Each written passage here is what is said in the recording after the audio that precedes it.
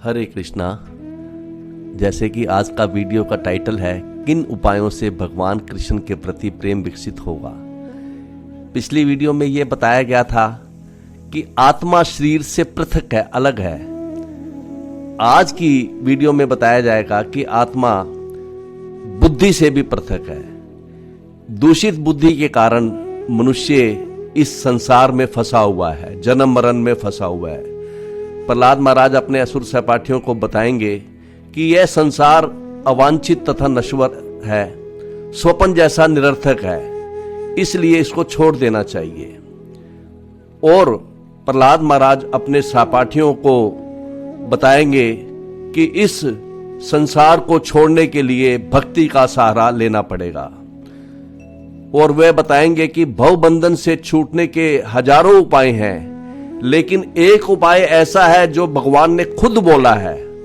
और भगवान ने क्या बोला है ऐसा उपाय? कि ऐसे भगवत धर्म का आचरण किया जाए जिससे भगवान के प्रति तेजी से प्रेम उत्पन्न हो।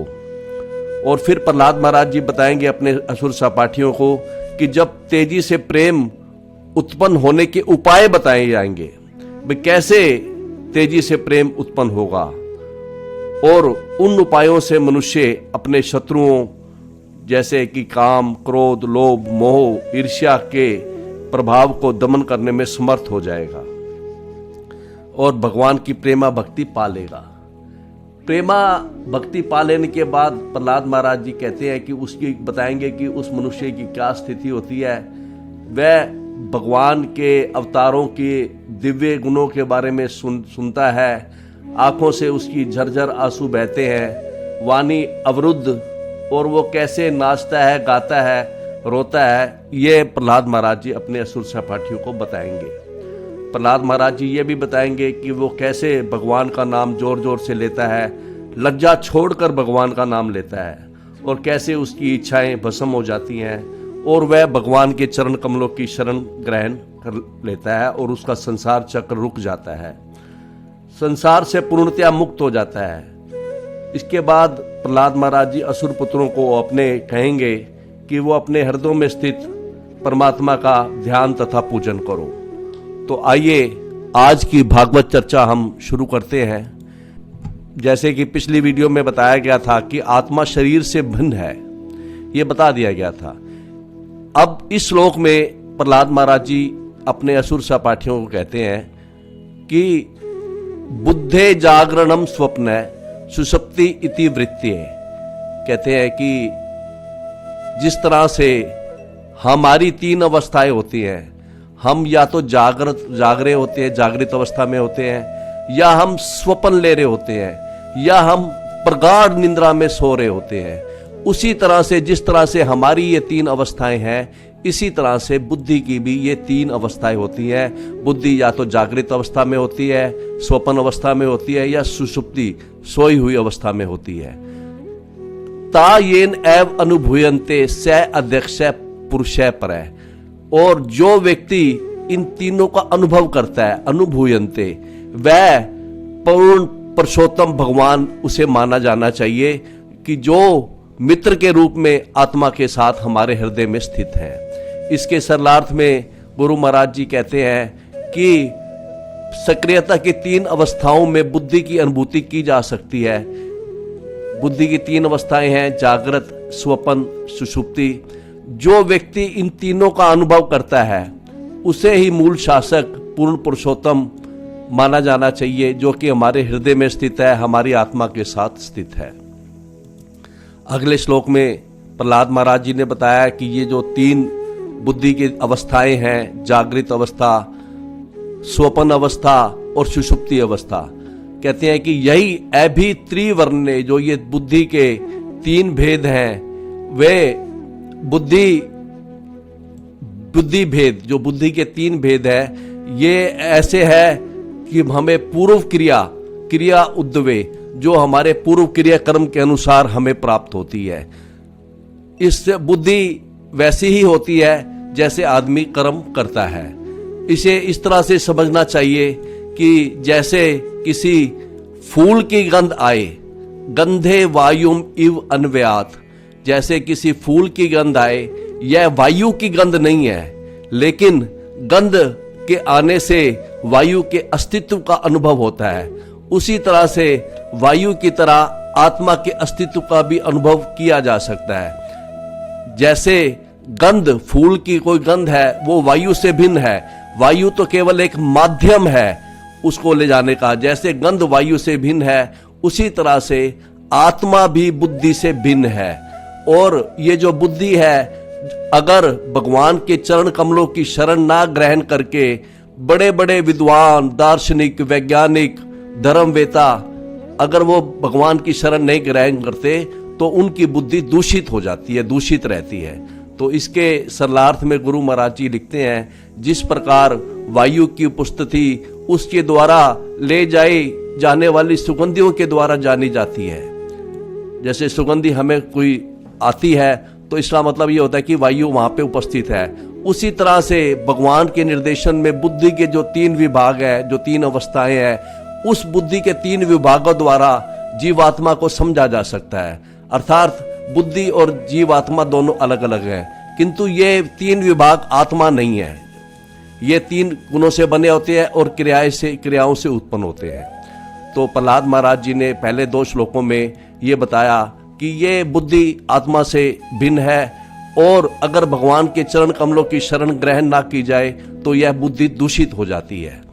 अब इस श्लोक में प्रहलाद महाराज जी अपने साथियों को बताते हैं, ऐतत द्वार ही संसार, ये जो बुद्धि, जो दूषित बुद्धि है, यह ही हमारे संसार का कारण है। यही हमारे जन्म मरण का कारण है, दूषित बुद्धि, अर्थात जो हम भगवान की शरण ग्रहण नहीं करते। और उसी वजह से गुण कर्म निबंधन है, उसी कारण जीव संसार में फंसा हुआ है, गुण कर्म निबंधन है। ये दूषित बुद्धि ही मनुष्य के जन्म मरण का कारण है। दूषित बुद्धि आत्मा को ढक लेता है। यह दूषित बुद्धि ही जीव का सबसे बड़ा शत्रु है। इसी के कारण जीव संसार में फंसा हुआ है। और प्रहलाद महाराज जी कहते हैं कि ये जो संसार है, ये दूषित बुद्धि ही द्वार है इस संसार का। और ये संसार कैसा है? अज्ञान मूल है, अपार्थ अपि। अज्ञान मूल है, जिसकी जड़ अज्ञान है। अपार्थ मतलब निरर्थक है यह संसार। और कैसा है? पुंसः स्वपन जैसा है ये संसार। तो ये कहते हैं प्रहलाद महाराज अपने साथियों को कि इस संसार को अवांछित तथा नश्वर मानना चाहिए, जिस प्रकार से स्वपन अवांछित रहता है, नश्वर है। संसार सपना जैसा है, फर्क सिर्फ इतना है कि सपना 2-3 घंटा चलता है, लेकिन संसार लंबा चलता है। लेकिन प्रहलाद महाराज जी कहते हैं कि ये संसार निरर्थक है। हम ये देखते हैं कि इस भौतिक जगत में सभी व्यक्ति अपने आप को बड़ा बुद्धिमान समझते हैं। यह सबसे बड़ा रोग है। असली बुद्धिमान वही है जो इस नश्वर शरीर से, ये शरीर किसी काम का नहीं है, इससे वो भगवान को पाले, बैकुंठ लोक पाले। मटेरियल्स इस भौतिक संसार में भी हम देखते हैं कि वही बुद्धिमान है जो थोड़ी इन्वेस्टमेंट करके और ज्यादा से ज्यादा प्रॉफिट कमाए। वही फार्मूला भगवान के बैकुंठ धाम जाने का लिए है। तो प्रहलाद महाराज जी कहते हैं कि ये शरीर तो नाशवान है, इसकी कोई कीमत नहीं है, लेकिन इसका इस्तेमाल जो भक्ति के लिए करता है, वास्तव में वही बुद्धिमान है। इस नश्वर शरीर से बैकुंठ पा लेना, यही बुद्धिमानी है। तो ऐसा बताते हैं इस श्लोक में, जैसे बताया गया कि ये संसार स्वपन जैसा है, अज्ञान की जड़ है और निरर्थक है। तो इसके सरलार्थ में गुरु महाराज जी ने लिखा है कि दूषित बुद्धि के कारण मनुष्य को प्रकृति के गुणों के अधीन रहना पड़ता है और इस प्रकार वह भव बंधन में पड़ जाता है। इस संसार को जिसका कारण अज्ञान है, उसी प्रकार अवांछित तथा नश्वर मानना चाहिए। जैसे स्वप्न में मनुष्य कष्ट भोगता है, ऐसे ही ये संसार सपने जैसा है, इसमें भी हम सुख दुख भोगते रहते हैं।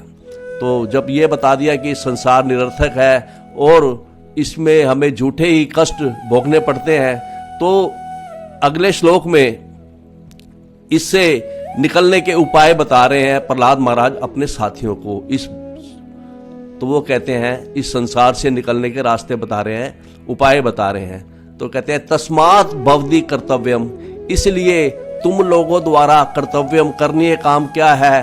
कर्मा नाम त्रिगुण आत्मा नाम, अर्थात सतो रजो तमो, ये 3 तरह के जो गुण है त्रिगुणों, इसमें जो किए गए कर्मों का हमें नाश करना है। बीज निहरणम, बीज का जलाना है, कर्मों को जलाना है, कर्मों का नाश करना है। और इसका उपाय क्या है? योग, भक्ति योग।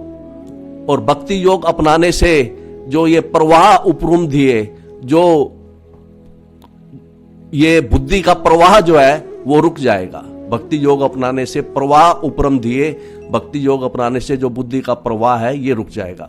तो इसके सरलार्थ में गुरु महाराज जी ने लिखा है कि प्रहलाद महाराज अपने सपाठियों को बताते हैं, अतएव हे मित्रों, हे असुर पुत्रों, तुम्हारा कर्तव्य है कि कृष्ण भावनामृत को ग्रहण करो, अर्थात भक्ति को ग्रहण करो, जो प्रकृति के गुणों द्वारा कृत्रिम रूप से उत्पन्न सकाम कर्मों के बीज को जला सकता है। भक्ति ही ऐसी चीज है जो बीज निहरणम है, जो जला सकती है कर्मों को। और जागृत, स्वपन तथा सुषुप्त अवस्था में बुद्धि के प्रवाह को रोक सकती है भक्ति। दूसरे शब्दों में भक्ति, कृष्ण भावनामृत ग्रहण करने पर मनुष्य का अज्ञान तुरंत विनष्ट हो जाता है।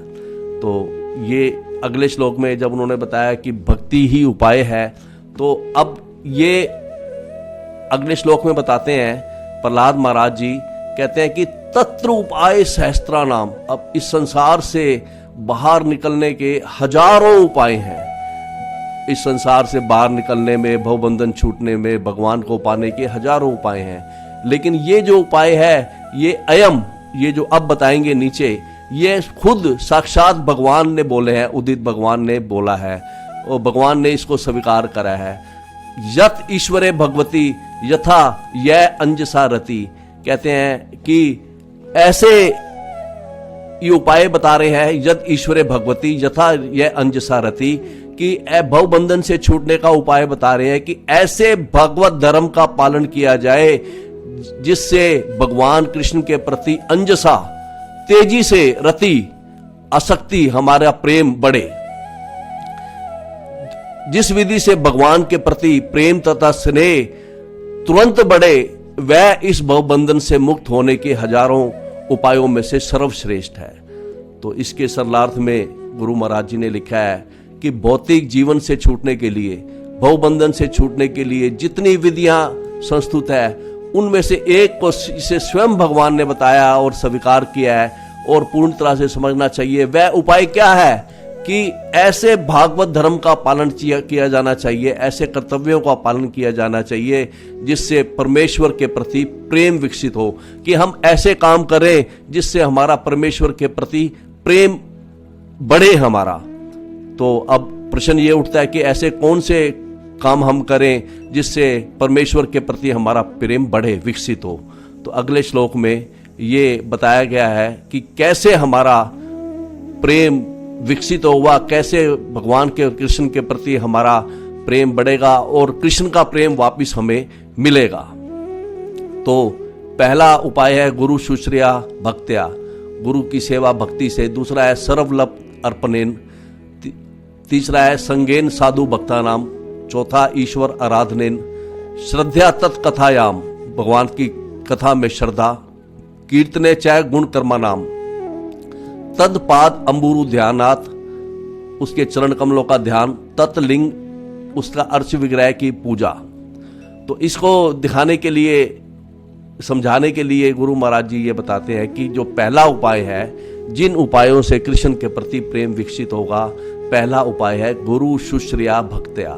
जैसे कि इस श्लोक में है कि गुरु शुश्रिया भक्त्या, पहला उपाय है कि भक्ति से गुरु की सेवा करने से हमारा कृष्ण के प्रति प्रेम विकसित होगा। पहला उपाय यह है कि भक्ति से गुरु की सेवा करने से हमारा कृष्ण के प्रति प्रेम विकसित होगा। और गुरु कौन है? गुरु वो है जिसके उपदेश से, जिसके उपदेश सुनने से भगवान में हमारी रुचि हुई है। दूसरा उपाय, जिस उपाय से कृष्ण के प्रति हमारा प्रेम विकसित होगा, बढ़ेगा, वो कहता है कि सर्वलब्ध अर्पणेन। प्रहलाद महाराज जी कह रहे हैं सर्वलब्ध अर्पणेन, कि जो कुछ भी मिले वो सारा गुरु को दे दे। ये उपाय उन ब्रह्मचारियों के लिए है जो अपने गुरुओं के साथ रहते हैं, अर्थात वो भिक्षा में उनको जो भी मिले वो सब कुछ अपने गुरु को दे दे। तीसरा उपाय है जिनसे भगवान कृष्ण के प्रति हमारा प्रेम बढ़ेगा, वो है संगेन साधु भक्ता नाम, सदाचारी भक्तों का संग करने से। इससे हमारा भगवान कृष्ण के प्रति प्रेम बढ़ेगा। फिर चौथा उपाय है ईश्वर आराधनेन, भगवान की आराधना, भगवान की पूजा प्रतिदिन करने से, भगवान को भोग लगाने से, इससे भगवान से हमारा संबंध बनता है। पांचवा उपाय बताया गया है श्रद्धा तत्कथायाम, भगवान की कथाओं में श्रद्धा, भगवान की श्रद्धा से सुनना, भगवान की कथाओं में लालसा, उसको सुनने के लिए। जैसे इसका उदाहरण है परीक्षित महाराज जी। परीक्षित महाराज जी की जब मृत्यु के 7 दिन रह गए थे, 7 दिन पहले उन्होंने सुखदेव गोस्वामी जी से पूछा कि मैं मृत्यु के मुख में हूं, तो अब मेरे लिए क्या करनी है, मेरे को क्या करना चाहिए। तो परीक्षित महाराज जी को सुखदेव गोस्वामी जी ने कहा कि आप बिल्कुल भी परेशान ना हो, आप केवल इन दिनों में भगवान की कथाएं सुनो और इसी कथाएं सुनने से ही आपका बेड़ा पार हो जाएगा, आप वैकुंठ लग चले जाओगे। वास्तव में सबसे ज्यादा कथाओं में ही, भगवान की कथाओं में ही मन लगता है। तो अगले श्लोक में अगली उपाय जो बता रहे हैं कि किस उपाय से भगवान कृष्ण के प्रति हमारा प्रेम बढ़ेगा, कहते हैं कि कीर्तने गुण कर्मा नाम, भगवान के दिव्य गुणों तथा कर्मों के यशोगान द्वारा। भगवान ने ऐसे ऐसे दिव्य कर्म करे हैं, जैसे कि समुद्र पे भगवान ने पुल बांधा है, भगवान राम ने। भगवान कृष्ण ने 7 दिन के लिए अपनी छोटी उंगली पर गोवर्धन पर्वत धारण किया है। तो ऐसे दिव्य गुणों का, कर्मों के यशोगान द्वारा भगवान के प्रति हमारा प्रेम तेजी से विकसित होगा। वो अगला उपाय बताया है तदपाद अंबुरु ध्यानात, भगवान के चरण कमलों पर ध्यान से हमारा कृष्ण के प्रति प्रेम विकसित होगा। और अंतिम जो उपाय बताया है इस श्लोक का अंतिम उपाय तत्लिंग इक्ष अरहन आदि भी, भगवान के अर्च विग्रह के दर्शन और पूजा द्वारा। तो ये इन 8 उपायों से हमारा भगवान के प्रति प्रेम विकसित होगा। अभी एक उपाय इस श्लोक, अगले श्लोक में एक उपाय और बता रहे हैं जो कि बड़ा ही उत्कृष्ट उपाय है। ये प्रहलाद महाराज जी अपने सपाठियों को बता रहे हैं कि हरि सर्वेषु भूतेषु, भगवान हरि सब जीवों के हृदय में रहते हैं। भगवान आस्ते, भगवान स्थित है, जो कि भगवान ईश्वर है। इति भूतानि मानसा, ऐसा मानकर कि भगवान कृष्ण सभी जीवों के हृदय में है, इस तरह से मान करके सभी जीवों का सम्मान करना चाहिए।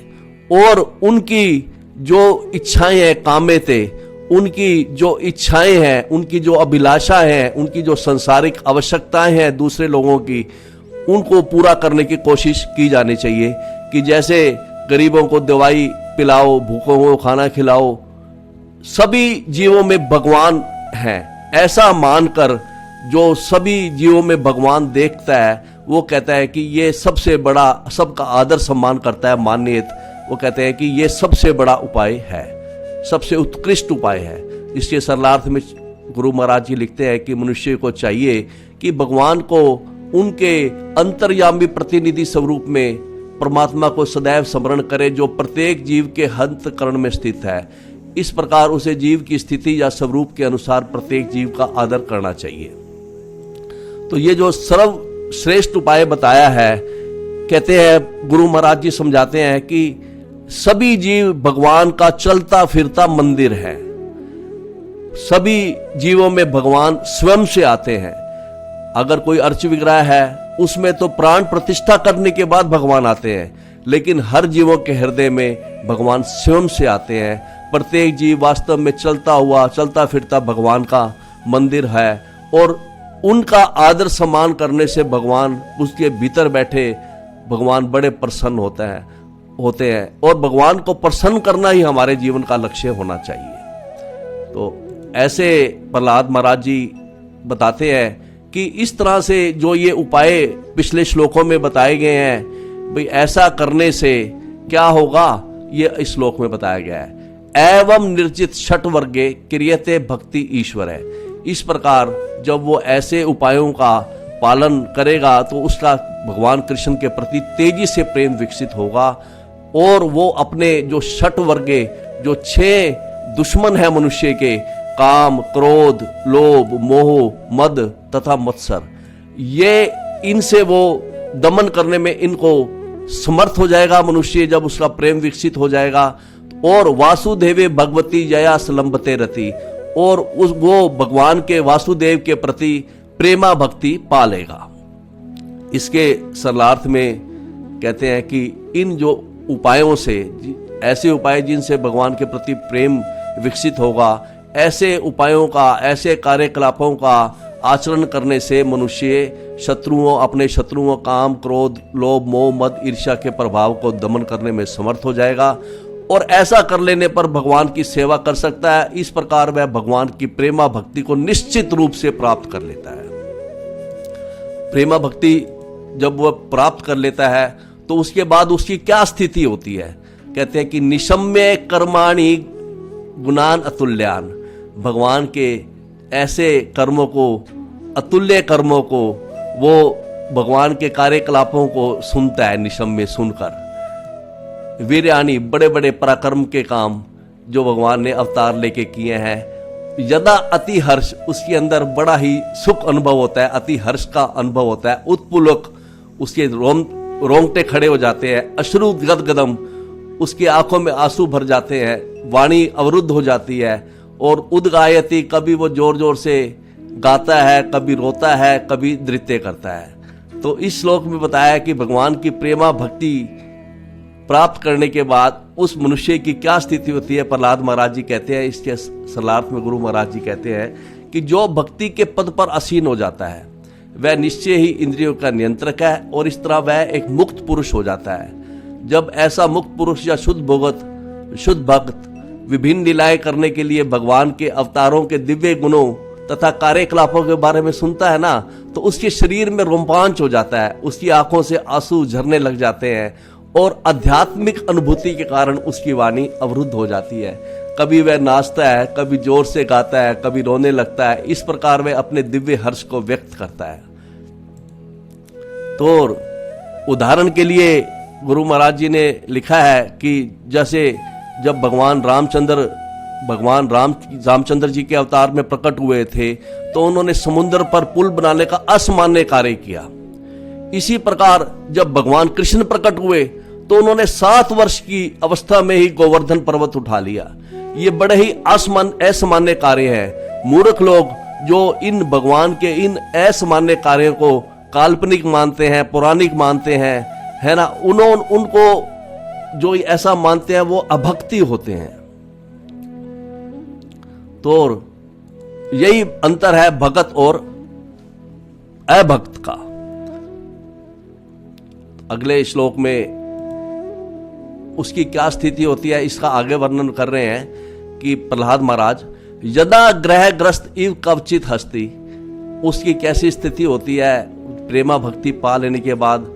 यदा ग्रहग्रस्त, जैसे किसी ग्रह ने उसको ग्रस्त कर रखा है। कवचित हस्ती, कभी वो हंसता है, कभी आक्रंदनते, कभी वो जोर जोर से चिल्लाता है, हरे कृष्ण कृष्ण कृष्ण हरे हरे, हरे राम राम राम हरे हरे। कभी ध्यायति, कभी ध्यान करता है। वंदते जन्म, कभी सारे जीवों को उनमें भगवान समझकर उनको नमस्कार करता है। मुहुः श्वसन वक्ति, और जोर जोर से सांस, तेजी से सांस लेता हुआ बोलता है, वक्ति बोलता है, हरे जगतपते, हे जगतपति, हे हरि, हे नारायण इति आत्ममति गतैत्रप, अर्थात लज्जा रहित होकर वो बोलता है, हे नारायण, हे जगतपति। और वो कोई सामाजिक रीतियों की परवाह ना करते हुए बड़े हर्ष में भगवान के नाम का कीर्तन करता है। जब वह बड़े हर्ष में कोई लज्जा छोड़कर भगवान का कीर्तन करता है तो यह समझा जाना चाहिए कि वो आत्ममति है, आत्ममति। दूसरे शब्दों में उसकी चेतना भगवान की ओर मुड़ गई है। तो इसके सरलार्थ में गुरु महाराज जी लिखते हैं, जब भगत प्रेतग्रस्त व्यक्ति के समान बन जाता है तो वह हंसता है और उच्च स्वर से भगवान के गुणों के विषय में कीर्तन करता है। कभी वह ध्यान करने बैठता है, कभी प्रत्येक जीव को भगवान का भगत मानते हुए प्रणाम करता है। लगातार तेज सांस लेता हुआ वह सामाजिक शिष्टाचार के प्रति बेपरवाह हो जाता है और पागल व्यक्ति की तरह जोर जोर से हरे कृष्ण हे भगवान, हे जगतपति, हे ब्रह्मांड के स्वामी का नाम का उच्चारण वो करता है। अगले श्लोक में उसकी क्या स्थिति होती है? तो भगवान की प्रेमा भक्ति प्राप्त करने के बाद तदा पुमान मुक्त समस्त बंधन है, और प्रेमा भक्ति प्राप्त करने के बाद वह जीव जो है समस्त बंधनों से मुक्त हो जाता है। तत्भाव भाव अनुकृत आशय आकृति, और उसका मन तथा शरीर पूर्णतया शुद्ध हो जाते हैं। भगवान के भाव में ही उसका मन और शरीर पूर्णतया शुद्ध हो जाते हैं। निर्दग्ध बीज अनुशय महिषा भक्ति प्रयोगेन समेति अक्षोदजम। इस तरह से उसका जो इच्छाएं सारी वह भक्त पूर्णतया शुद्ध हो जाता है। वह कोई अभिलाषा उसके अंदर नहीं रहती, कोई इच्छा नहीं रहती, अभिलाषिता शून्य हो जाता है। दूसरे शब्दों में उसकी सारी इच्छाएं जलकर भस्म हो जाती हैं। वह भगवान को अपने या तो अपना भगवान के साथ अपना संबंध बना लेता है, या तो भगवान के साथ अपना संबंध बनाता है दास का कि मैं भगवान का दास हूँ, या संबंध बना लेता है कि भगवान मेरे मित्र हैं, या संबंध बना लेता है कि भगवान मेरे पिता हैं, या माता का संबंध या प्रेमी का संबंध के रूप में रहने लगता है। इस तरह से निरंतर चिंतन करता हुआ रहने के कारण उसके वर्तमान शरीर तथा मन पूर्णतः आध्यात्मिक बन जाते हैं और उसके भौतिक शरीर की सभी आवश्यकताएं समाप्त हो जाती हैं। तो इसके सरलार्थ में गुरु महाराज जी लिखते हैं, तब भगत सारे भौतिक कलमश से मुक्त हो जाता है, क्योंकि वह निरंतर भगवान की लीलाओं के विषय में सोचता रहता है और उसका मन तथा शरीर आध्यात्मिक गुणों में बदल चुके होते हैं। उसकी उत्कट भक्ति के कारण उसका अज्ञान भी खत्म हो जाता है। उसकी भौतिक चेतना तथा समस्त प्रकार की इच्छाएं, भौतिक इच्छाएं जलकर पूर्णतः भस्म हो जाती है। यही वह अवस्था है जब मनुष्य भगवान के चरण कमलों की शरण को प्राप्त कर सकता है।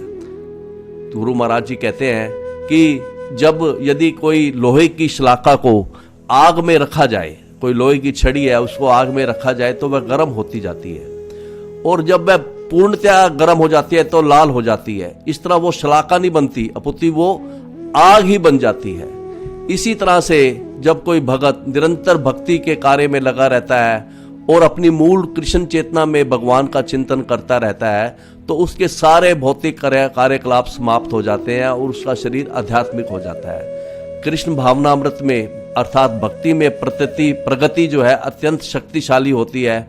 अतः इसी जीवन में ऐसे भगत को भगवान के चरण कमलों की शरण मिल जाती है और भक्ति की आनंदमय स्थिति जो श्री चैतन्य महाप्रभु में पूर्णतया प्रकट थी, यही स्थिति थी। वो कभी नाचते थे, कभी चिल्लाते थे, कभी गाते थे, कभी मौन हो जाते थे, कभी भगवान के पवित्र नाम का कीर्तन करते थे।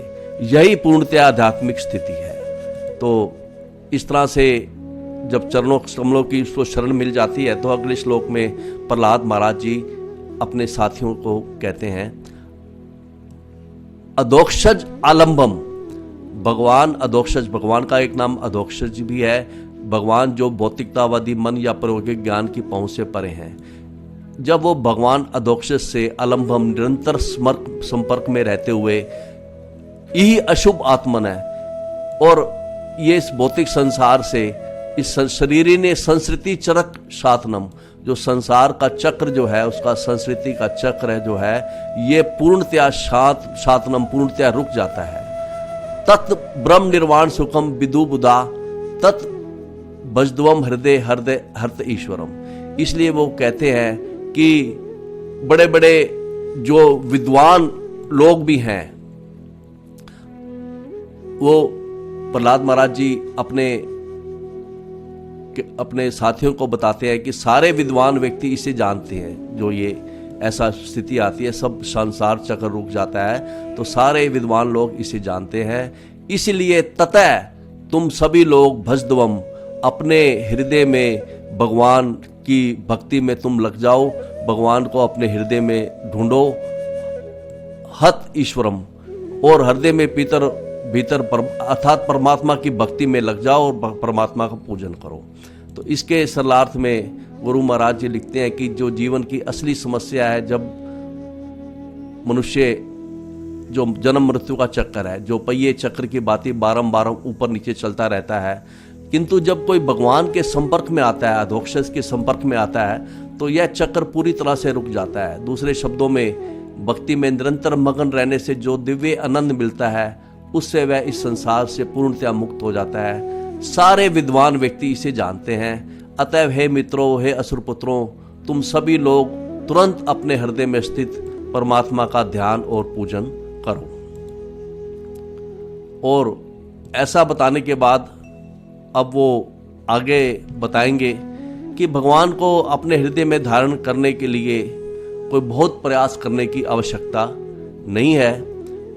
इसको और अगले जो उपदेश देंगे अपने असुर सहपाठियों को, आगे की हम सीटिंग में लेंगे। तो इस वीडियो का जो टाइटल था कि भगवान कृष्ण के प्रति हमारा प्रेम कैसे विकसित होगा, तो इसमें ये उपाय बताए हैं कि 8 उपायों से हमारा प्रेम भगवान कृष्ण के प्रति तेजी से विकसित होगा। तो आगे चर्चा, आगे क्या उपदेश देंगे प्रहलाद महाराज जी, इसको हम अगली सीटिंग में लेंगे। तब तक के लिए हरे कृष्णा।